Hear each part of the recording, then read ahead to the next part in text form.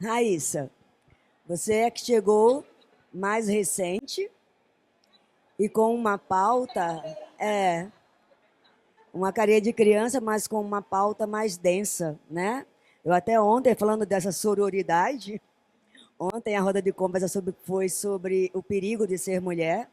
Nós recebemos a líder do projeto da OAB para mulheres e a major da Patrulha Maria da Penha. E eu confesso que é uma pauta que é muito difícil para mim. É um assunto que eu pessoalmente não sei lidar. E aí eu falei, Raíssa, sabe o que é? Sei que a sua roda é amanhã, mas você não quer vir comandar a roda de hoje? Eu vi um texto seu lá no Instagram, eu sei que você é muito engajada, tem autoridade no assunto, e eu, sinceramente, não aguento, é muito denso para mim. E aí ela não pôde vir, falou, Lani, eu vou te mandar umas perguntas, pode ser? Digo, por favor, me mande. Né? E você chega nessa era digital, onde todo mundo, quando você criou o Eufêmia, nós estávamos no auge da superficialidade, né? Que eu acho que é o diferencial da Cacá, ela lida com moda, com lifestyle, com uma vida boa, com momentos gostosos, sem ser superficial, sem ser pequeno, né, descartável. E você chega bem nesse hype de o que eu como, o que eu visto, quanto custou, ou derrama champanhe no vaso sanitário para dizer que eu sou rico, né? E aí você vai e abre um portal de conteúdo feminino que mostra não só o lado legal, mas que abre espaço para pautas profundas desse universo que, sim, também é muito duro, muito desafiador. Conta pra gente. Bom que eu estou hoje com a saúde mental maravilhosa. Porque a Raíssa de... Que sorte, porque a Raíssa de 2025 não estava assim. Mas assim, a gente... Cacá trouxe uma questão muito importante sobre a gente ser muito elétrica, pensando em criatividade, né? Tendo essa coisa de quero fazer diferente. E eu tenho uma característica, que a minha característica é, eu quero mudar as coisas. Eu quero mudar o mundo. Como é que eu posso fazer? E aí, em 2019, eu sempre conto essa história, porque eu tinha 5 empregos, estava num burnout, e eu inventei mais uma coisa. Falei, e se, né? Eu pensar aqui, na época eu tinha uma sócia, né, uma jornalista também, Niviane, e assim, conversando com ela, eu dizia, olha, tudo isso que está acontecendo aqui, nesses trabalhos que eu estou, são importantíssimos, mas eu estou sentindo falta de algo. Porque eu trabalhava como repórter em um site de notícias aqui e a gente escrevia, mas a gente não escrevia de forma profunda. Daniel era meu estagiário, maravilhoso. Daniel sabe dessa época. E aí a gente escrevia, mas a gente não escrevia assim, tipo, com um olhar 100% direcionado para o público feminino. E por um acaso ou não, todas essas pautas relacionadas a minorias, a questão de lutas, chegavam para mim. Chegavam. Não era eu que ia buscar. Elas chegavam. Elas iam chegando. É. E aí, tanto é que às vezes chegava uma pauta e a minha editora falava: olha, é uma pauta para tu. Porque ela já sabia que eu ia pegar, né? E eu tenho esse jeito mais combativo e tal, tudo bem. E aí, em 2020, foi quando a gente tirou do papel a ideia, vai ser Eufêmia, o nome forte, não sei o quê, e a gente se depara com a pandemia. E aí, assim, gente, foi muito difícil.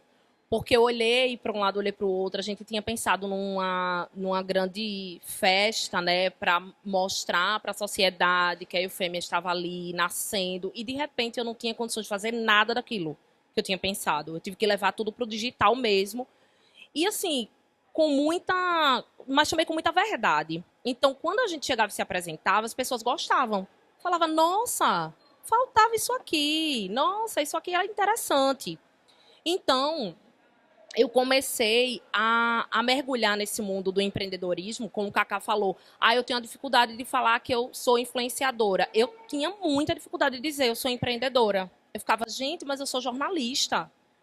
E aí eu me vi tendo que pensar na sustentabilidade do negócio, tendo que fazer planejamento, tendo que. E eu falava, meu Deus do céu, mas eu só queria escrever. Na minha cabeça, eu só queria escrever. Passamos aí, né, alguns momentos muito difíceis mesmo na nossa sociedade com relação à pandemia. A gente contou muitas histórias boas, mas muitas histórias difíceis. E não sei te dizer, Lani, quando começou a gente ser vista como um meio, um canal, na verdade, que as mulheres podiam buscar de uma forma segura aquilo de, olha, eu estou passando por isso e o que é que eu faço? É irrelevante.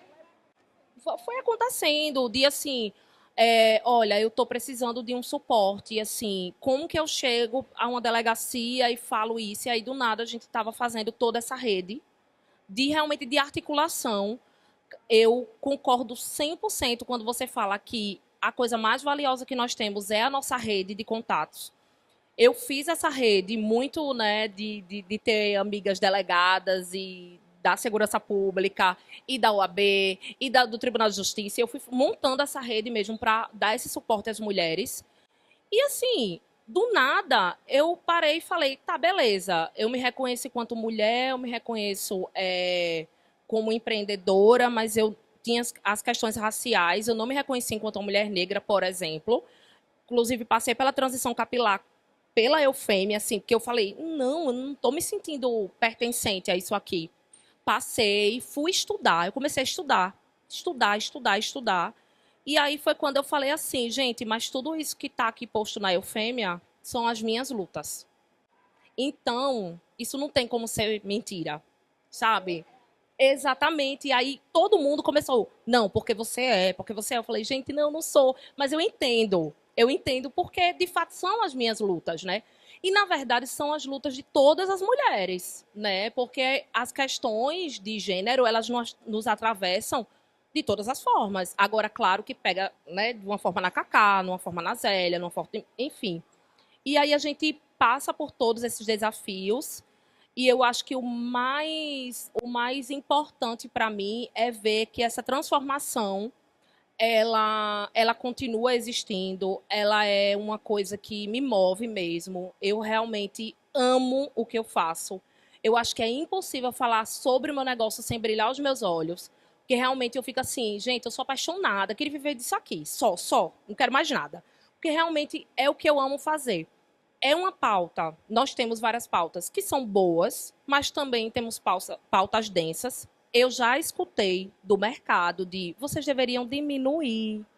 Aí eu falo, tá, tudo bem, mas aí a gente esconde, a gente bota para debaixo do tapete, perde patrocinador, às vezes, porque eu queria que fosse dessa forma. É muito difícil,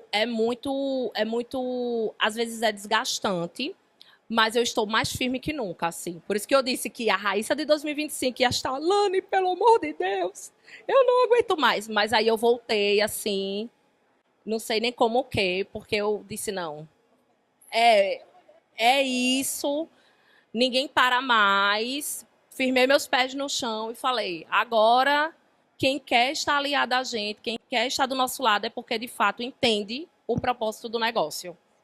Você tocou num assunto fundamental que a Catarina soprou ali do patrocínio, né? A gente pode imaginar que é mais fácil para a Cacá conseguir patrocínio porque a pauta dela é super positiva. Não sei se é tão fácil assim, né, Cacá? Comparando as duas pautas, eu acredito que sim, as marcas se sentem mais confortáveis em se aliar imagem a uma coisa que seja só entre aspas, né? Mas só, enfim, a gente procura ser o mais aprofundado possível dentro do que a gente faz, mas mesmo assim, é óbvio que as nossas pautas não têm a densidade e o ativismo das pautas da Raíssa. E muitas vezes isso é um empecilho para algumas marcas que são um pouco inseguras ou que realmente não conversam, acham que não conversam com aquele tipo de público. Não tem autenticidade suficiente para bater no peito e dizer isso aqui é importante, eu vou estar junto dessa moça e desse portal, dessa voz. O tempo de maturidade de um negócio feminino seja ele em qual área for, a gente percebe uma lentidão maior de maturidade. Ou seja, a gente tem que ralar uns 3 vezes mais para chegar nesse platô ali e dizer, não, agora eu consigo viver do meu negócio. Né? Você, como falou, você tem um concurso público que te deu uma segurança para você correr até que o seu negócio do seu sonho se firmasse e te trouxesse esse rendimento. Ela, 5 empregos para poder manter o sonho dela, entende? É desses percalços que eu acho que a gente precisa falar para quem está ali do outro lado, dizendo, eu também queria ser uma produtora de conteúdo de lifestyle, eu também gosto de reunir amigos, não, eu quero ser uma jornalista, quero falar só sobre feminicídio, ou sei lá qual a pauta que alguém deseja. Não, eu quero ser uma repórter, eu quero estar na bancada da televisão, seja lá quanto for esse salário hoje, mas eu vou chegar lá. Pode demorar um pouquinho, mas chega. Pois é, só que eu particularmente acho que o mundo está mudando e essas questões estão mudando. Eu lembro que, acho que 89, tenho certo, eu fui fazer a comunicação do Sebrae. Jesus, como eu levei porta na cara para vender a pauta da pequena empresa. As pessoas não queriam ver, não queriam enxergar a importância daquilo. Porque às vezes as pessoas não querem enxergar. Como agora, eu acho que as empresas, de uma certa forma, elas estão começando a querer colar o nome delas em assuntos importantes, como a gente vê agora, como meio ambiente, como sustentabilidade, como essa causa da mulher. Não é que isso, digamos, dê ibope, mas são temas importantes que lhe colocam dentro dessa roda de discussão e as pessoas passam a entender que você, enquanto empresa, isso a gente já está falando nessa questão do patrocínio, de que você, enquanto empresa, se preocupa com esse assunto. Eu vejo muito hoje, por exemplo, muitas mulheres hoje, elas estão consumindo moda onde as fábricas não usam mão de obra escrava, não fazem laboratórios que não fazem testes com animais. Ou seja, eu acho é lento ainda, a gente está no século XXI, mas isso ainda é lento, mas ele está emergindo, sabe? Aos pouquinhos, isso tudo vai mudando. E eu acho que realmente eu tive um papel lá atrás de abrir alguma coisa, a Cacá teve um papel quando ela começou, e a Raíssa hoje tem esse papel mais importante ainda, porque a gente vive num momento de um consumo de informação consciente. Claro que ainda existe muita desinformação e que também precisa ser combatida, muita coisa ruim sendo consumida, a gente tem que falar isso sim, muita coisa ruim sendo feita, sendo publicada, sendo consumida, e não presta. Então, não presta. E as pessoas não podem estar consumindo esse tipo de coisa. Tem que consumir pauta positiva, através dessa rede que constrói positividade e notícia verdadeira e boa. Então, assim, eu fico muito feliz de hoje, depois de 45 anos de profissão, sentir que existe esse lado de um jornalismo rápido, mas que está começando a entender que pode ser rápido, porém não superficial. Agora a gente está na era da integridade, que fala muito do que a Cacá falou na rádio essa semana. Entende assim, quem está falando? A gente está no meio da inteligência artificial e eu falo que nós, jornalistas, comemos uma mosca do tamanho de um elefante quando começou a era das redes sociais. A gente torceu o narizinho e falou, isso não é para mim. Eu lembro quando eu comecei a fazer assessoria para o Boticário, tinha a assessoria de imprensa e tinha relações públicas. Eu não podia falar com blogueiras. Cacá era a única blogueira convidada do Bote. porque ela fazia conteúdo. Única, não era não? Foi para um evento de Make-Be, eu acho. Única que eu podia falar, porque ela fazia. Eu falei, gente, mas essa faz conteúdo. E lembra que a gente até conversou, você disse, ó, para você conseguir ir, você vai precisar fazer com que essa pauta seja destaque no TNH1. Lembra, Lani? E a gente conseguiu, e por isso, assim, eu tive esse aval. E hoje, assim, a coisa meio que está unificada. Claro que tem campanha de marketing de influência, mas que o influenciador, digamos assim, ele também... o jornalista, ele é um produtor de conteúdo, o influenciador, ele é um produtor de conteúdo. Então, mas o jornalista comeu a mosca e se recusou a entrar nessa ferramenta. Ele confundiu ferramenta com o negócio, com o jornalismo. A gente estava diante de um outro tipo de veículo. Tinha o impresso, tinha a TV, tinha a rádio, agora tem a internet. E o jornalista meio que tipo, não vou me misturar. Por quê? Pela facilidade da internet, todo mundo podia. E as pessoas que não eram jornalistas, sem pudor, foi lá e ocupou o lugar. E aí o jornalista, eu fiz isso. Eu já criei influenciadores, vocês sabem, já fiz assessoria de posicionar influenciadores, e eu, de alguma forma, não virei uma influenciadora, muito em boa parte, por esses pudores. Né? Lá, na época que começou o lixo da internet, e ele existe, só que aí eu tenho que fazer minha meia-culpa. Só existe tanto lixo na internet porque nós, jornalistas, demoramos a ocupar nossos lugares. É tanta gente com tanta coisa boa para falar como você que não tomou as rédeas, né? E que tem tempo para isso, pelo amor de Deus, sabe? Mas que bom assim que seria se tivessem mais pessoas como vocês, sabe, assim, com voz ainda mais ativa nas redes sociais. E eu acho que esse vai ser o caminho. Agora, eu estava falando com um possível investidor, falando, gente, nós estamos agora vivendo uma nova onda do conteúdo digital. Agora o conteúdo voltou a ser rei. Agora o Google ranqueia Instagram, agora a legenda voltou a ter valor, ou seja, escrever, pensar, está voltando a ter lugar. Eu falei agora, ou o jornalista entende agora que está diante de uma oportunidade, ou a gente de verdade, se posiciona, ou a gente vai perder lugar agora, não para o lixo humano, mas para o lixo da inteligência artificial, que vai ser muito mais perigoso. Esse assunto nós estávamos conversando hoje, não foi, Bel? E nós estávamos falando sobre isso exatamente hoje. Eu falei, Bel, sabe o que acontece, assim? Eu tô tão, às vezes, como jornalista, né? Eu tô tão focada no conteúdo para o meu assessorado, para outras coisas, até para a própria empresa, e eu acabo fazendo pouco de mim, assim. E de vez em quando, eu não sou uma pessoa muito frequente, porque, querendo ou não, assim, a rotina acaba me massacrando muito.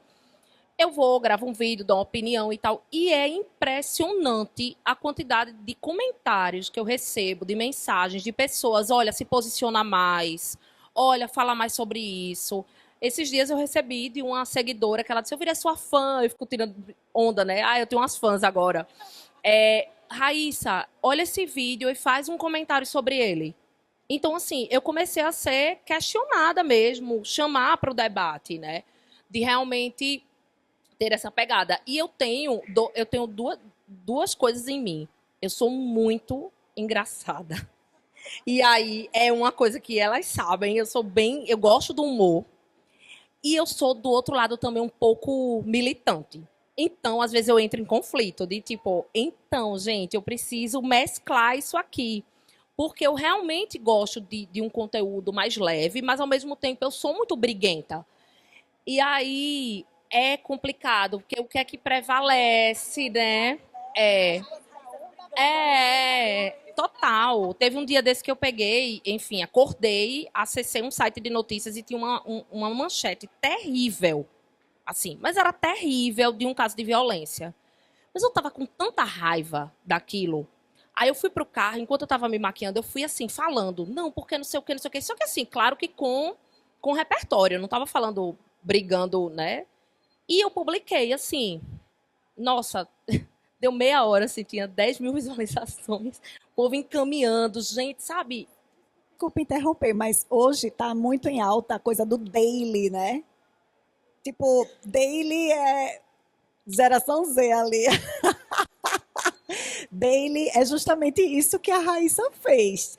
Tem gente, influenciador grande, de milhões de seguidores, milhões. E vi até a Marina Ferrari, olha ela ali na foto, falando sobre isso, a Marina Ferrari falando e tal, que ela estava pensando em criar um outro perfil só para ela fazer os dailies dela, que é justamente isso que a Raíssa fez. Uma coisa menos filtrada, uma coisa com mais emoção, uma coisa mais ali do seguidor, da comunidade, está acompanhando os seus pensamentos e o que você está fazendo meio que em tempo real, como se fosse o Snapchat. Então, de repente, vai que a Raíssa, as duas Raíssas, uma Raíssa a mais não vou dizer tranquila, mas a mais leve, entre aspas, e a outra mais militante, o daily da militante.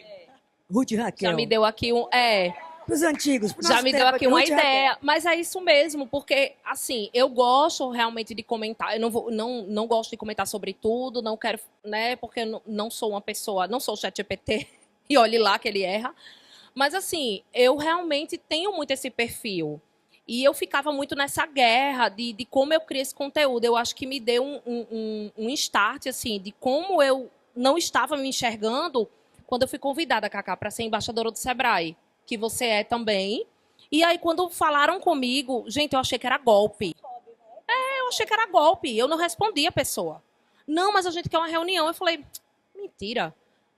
E daí, depois a pessoa, não, Raíssa, isso é sério. Eu quero que você fale sobre o empreendedorismo. Você já traz essa pauta. Foi quando eu comecei a perceber, poxa, eu preciso ocupar esse espaço aqui, porque ele não está sendo ocupado. Tem uma história que eu vi, gente, eu não lembro muito os créditos das histórias, que eu vejo muita coisa ao mesmo tempo e eu não lembro de quem, aonde, mas é uma história sobre um pintor na Grécia. E as estátuas lá de Atenas, do Partenon, estavam desgastadas. E aí o homem lá do dinheiro foi contratar esse pintor. E aí ele foi lá e tal, vou pintar. Aí ele pintou todas as estátuas, toda a estátua. E na hora de receber, o homem do financeiro falou, mas por que você pintou a estátua toda? Podia pintar só a parte que a gente está vendo e eu te pagaria a metade do dinheiro. Por que você pintou a parte que ninguém está vendo? Aí ele falou, os deuses enxergam por toda parte. Então, essa história me tocou antes, isso em 2009, quando eu estive em Atenas, mas hoje eu digo que os olhos de Deus estão por toda parte. Então, na hora que você está fazendo algo que é de verdade, vai ter sempre alguém olhando. Tá? Eu tenho muita alegria na minha vida de poder sair e andar sem ter que olhar para trás. Eu posso ter sido estressada, cabeça quente, ou um trator. Mas eu sempre fui de verdade. E a verdade tem o seu lugar. Ela pode demorar mais um pouquinho? Vai demorar. Mas quando chegar, é seu, entende? Então, quando você colocou Eufêmia, que era de verdade, quando a Cacá teceu, eu vi essa menina tecendo a rede de relacionamentos dela, porque na hora do blog, eu também estava com um blog. Só que talvez tecer esse relacionamento, como é a capacidade dela, não é a mesma da minha. Eu gosto muito mais de mexer com coisas grandes, ela vai no 1 a 1, cada um com o seu talento. Quando essa aqui escolheu o jornalismo e ficou sozinha, gente, você é sozinha na UFAL, entende? É você decidir pagar um preço. Cada um aqui pagou um preço. Mulheres que Inspiram 2026. Patrocínio Maceió Shopping e Romanel. Apoio Sesmac e Prefeitura Municipal de Maceió.